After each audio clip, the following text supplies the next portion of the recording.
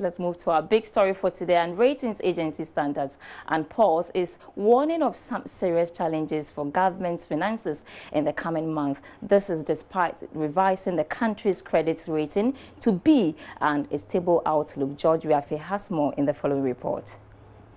Standard & Poor's in a statement said the action to review the country's credit worthiness was based on improved regulation of the banking sector and measures taken to match the amount of money in circulation with economic activities. It is, however, warning that government may struggle to secure the required funds to finance planned projects.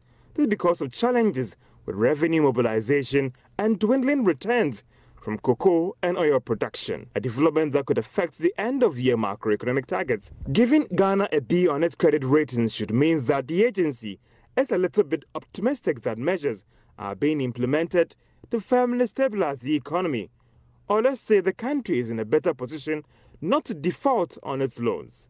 This could impact on the cost of borrowing for the country and even servicing existing loans. Let's stay on this development, and investment analyst Mike Hobler is optimistic that the new economic rating by the Standard & Poor's will open the country up for new investments and finding opportunities on favorable terms. Let's go for our big story for tonight. They view the country like a company. So a company has a profit and loss account and a balance sheet, cash flows. So the same concept of analyzing a company. That's the way you analyze a country's balance sheet, if you like. So they'll be looking at your revenue generation. They'll be looking at what your expenditure patterns are like. They'll be looking at what kind of financing you use. So what is your debt level? Are your debt levels sustainable? Are you collecting enough taxes to be able to repay your debts? And they'll look at other indicators like inflation, and they'll look at your exchange rate. They'll look at your GDP per capita.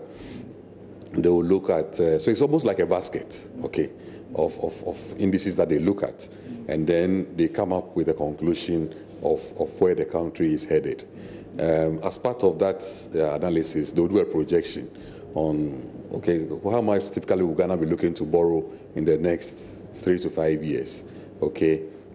What is the current debt level now? Assuming they borrowed so much going forward, is it sustainable?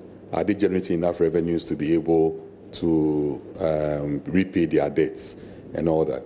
And once they have done that, they analyze it, and then they come to a conclusion as to what their rating should be like. So with this current one, they rated as a B. What does it mean to? B essentially means that you are getting to an investment grade. Investment grade. I mean, B minus is like you are entering the junk, what we typically call a junk bond.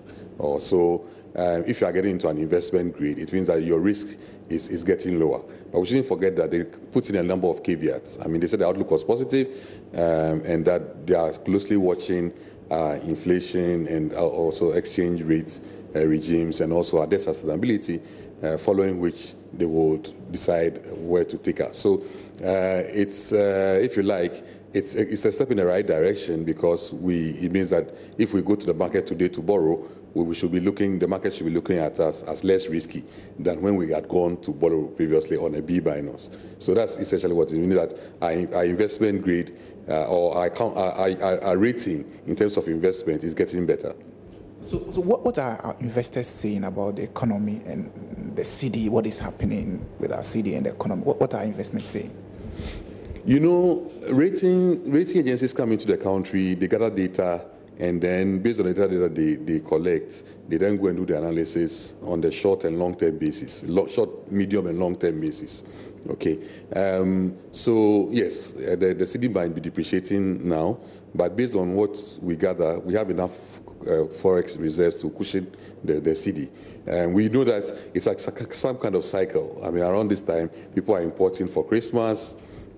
People are also making dividend payments and all that. So around this time, it's typical that it has a toll on our exchange rate. Previously, we didn't have the kind of reserves that we have currently. So that becomes a source of worry. I mean, once your reserves drops below 3.5 and your currency starts depreciating and you cannot intervene, then it becomes an issue.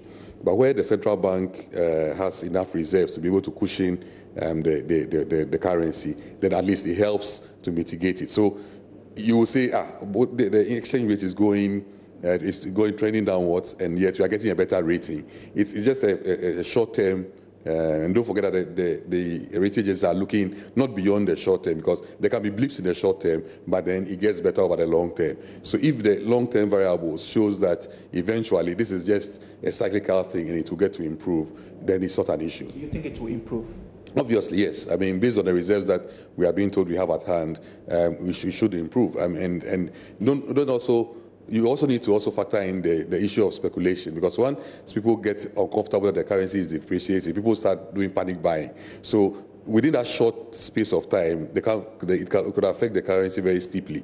But going forward, it would, once it normalizes and then we get the necessary comfort from the central bank, people begin to respond accordingly, and then people realize that there's no point in buying currency in panic. But independently, what do you make of the reports, as an investment person?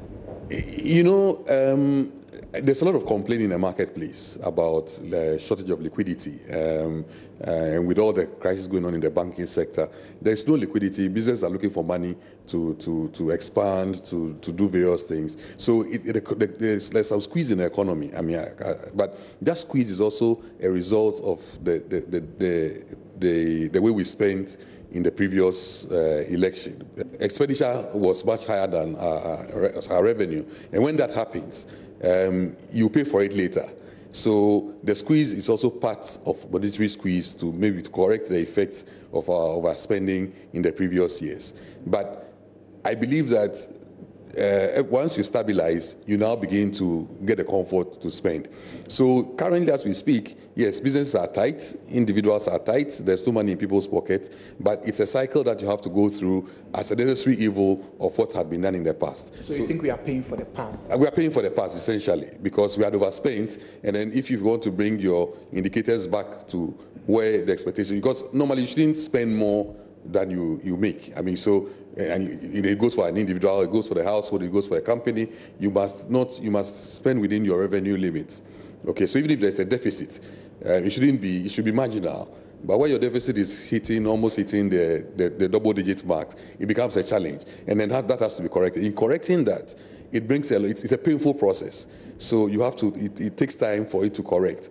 But within the intervening period, people are hungry. The individual person in the market doesn't care about the macro. It's looking at the micro. And the truth of the matter is that businesses are going to financial institutions for money, for expansion, for working capital, and they're not getting the money. So that is where the complaints are coming from. So realistically, on the market, this doesn't mean anything. The bid doesn't mean anything to anybody. But in terms of outlook, eventually it opens up the economy. People get confidence in the economy that we are doing things right. And then investors get more confidence and be able to throw money at us at a lower cost. That lower cost also goes to reflect on what will be left or retained within the economy to do other developmental projects.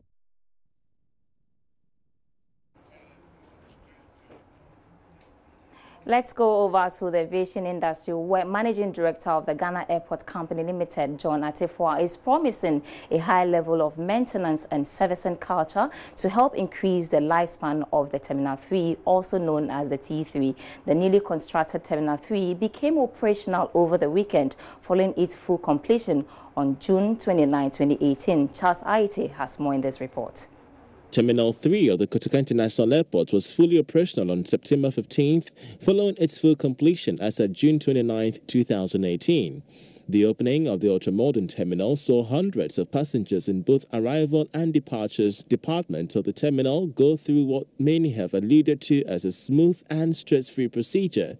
Speaking to Joy Business at the departures hall of Terminal 3, Managing Director of the Ghana Airports Company Limited says T3, by all standards, will be sustained by a high maintenance culture.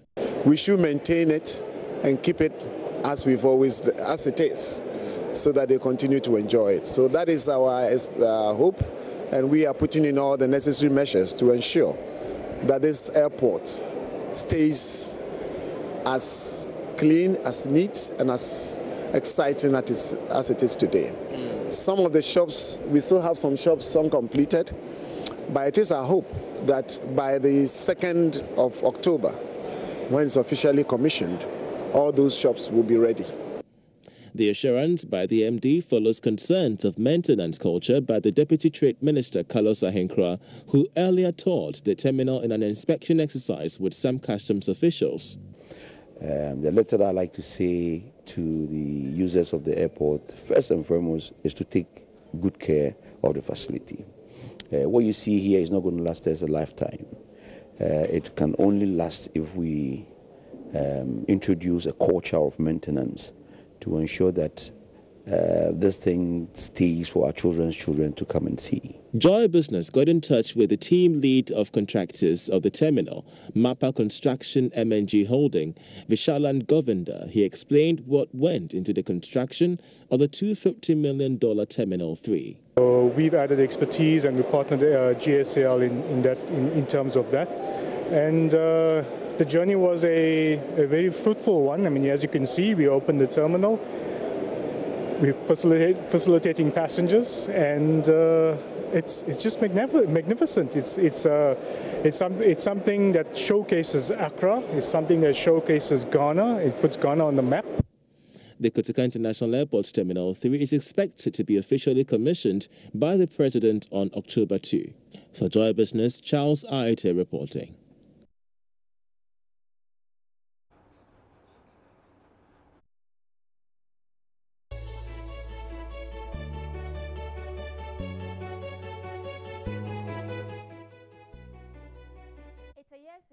One district, one factory was commissioned at Ekumfi by the President Nana Akufo-Addo. My colleague Odilia Ntuama visited the site to assess the progress of work a year on, and she has the rest of the story. Concrete work going down 3 floors. The first factory commissioned by the President is yet to be completed a year on. With $7 million invested in the company by the China Exim Bank, the building is expected to be completed by December. The beams have been set, and in the next 1 month, the cement work will be done. And then in the next 2 months, roofing and, of course, the bringing of the equipment to start crushing the juice will also be set right here. So in 3 months' time, you will find this particular factory erected. It's actually 100 by 50, and then also the warehouse which will be storing the juice later when it's done. It's expected to be crushing some 80,000 fruits.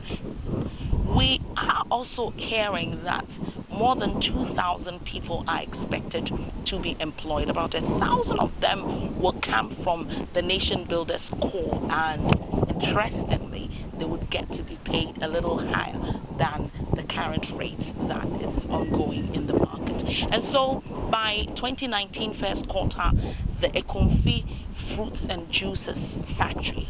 By first quarter 2019, crushing of fruits into juice will start. When completed, 1,000 people from the Nation Builders Corps are expected to be employed. We will bring you a detailed report on the AM business. Government has been reminded to design programs geared towards encouraging social entrepreneurship for tackling socio-economic challenges. Director of Institute of Distant Learning, Kwame Nkrumah University of Science and Technology, Professor Kwame Osei-Boateng says this is the surest way of fulfilling government's One Ghana Beyond Aid. He was speaking at the second Social Entrepreneurship and Philanthropy Conference in Kumasi. Love FM's Kwesi Deborah has more. Professor Boateng observes Ghana's failure to adequately manage foreign aid has led to an ending cycle of poverty and deprivation. He, however, noted, though businesses are there to make profit, it must be environmental and human-friendly. We should really manage it in a manner such that we don't just have, feel the impact as the program goes on and then immediately afterwards it fizzles out. If we approach it in this sustainable way, we make businesses out of it. We manage it such that we make businesses out of it. So, and business should not, this way of doing business should not be the parasitic one where you are exploiting the situation to make money and leave the people on the environment worse off. You do it in a manner such that even as you make money, you actually in the end leave society better off. The Social Entrepreneurship and Philanthropy Program seeks to groom a new generation of social entrepreneurs endowed with a sense of patriotism. It forms part of requirements towards the fulfillment of the Master's degree in Development Management. This year's conference saw the presentation of 18 projects on areas ranging from health to education. It was all over in the news that AMA is on a mission to arrest coconut sellers, mainly because they dump it indiscriminately. So if that is the case, we should rather find a way to mitigate the indiscriminate ways which they dump these coconuts. And then where they were dumping previously that they stopped, we had to let the woman agree that, okay, we have a letter and that it's okay for them to come and dump the husks there. Once the husks are collected to the collection point, they have to be burnt, either in their dry state or semi-dry state, depending on the pressure on production. Yeah, we are putting all the products online, and then we are communicating to our targets, the prices. School at the immense where erosion is really affecting the block, and then we just hope that it doesn't collapse on these pupils. By the end of it all, because we effectively managed them, they realized that we had a common goal, which is addressing development issues, making sure that a lot of pupils, children get into schools. That's the only way they can contribute in breaking the poverty cycle. Coordinator Dr. Henry Kofi Mensah was happy the program has impacted on the lives of people and project communities. This year's one has been very, very successful. It's been impacting. Reporting for JoyNews, Kwesi Deborah. Now, in an effort to improve service delivery in the country, a customer service expert is calling for a total overhaul of service delivery in the country. According to Chief Executive of Elta Consult, James Etonam Flolu, the quality of customer service in the country leaves much to be desired. He was interacted with journalists at the launch of a Customer Choice Awards here in Accra. Addressing the media, Chief Executive of Elta Consult, James Etonam Flolu, noted the very first experience that customers have with their businesses is hinged on the quality of customer service engagement, which he argues is always poor. We are not here to fight any organization, we are not here to do anything, but we are here to make the experience awesome, to help you to deliver beautiful service to the people. That's why we have this thing called the Beautiful Ghanaian Experience. Wherever you are, we would want you to create that experience for Ghanaians and people coming in. Customer service in Ghana, we have a long way to go, but I don't fault businesses because the basis upon which we started as a country is what we are reaping today. So we need a thorough overhauling of the system, and that's what we are here to do. Mr. Flolu spoke at the official launch of Customer Choice Awards organized by his outfit here in Accra. The award scheme recognizes businesses based on the voice of their customers. Some of the categories under the scheme include the Customers Telecommunication Network of the Year, the Customers Bank of the Year, and the Customers Watch Joint of the Year. Elta Consult has, however, introduced an app, that is the Speak app, to facilitate the voting process by the customers.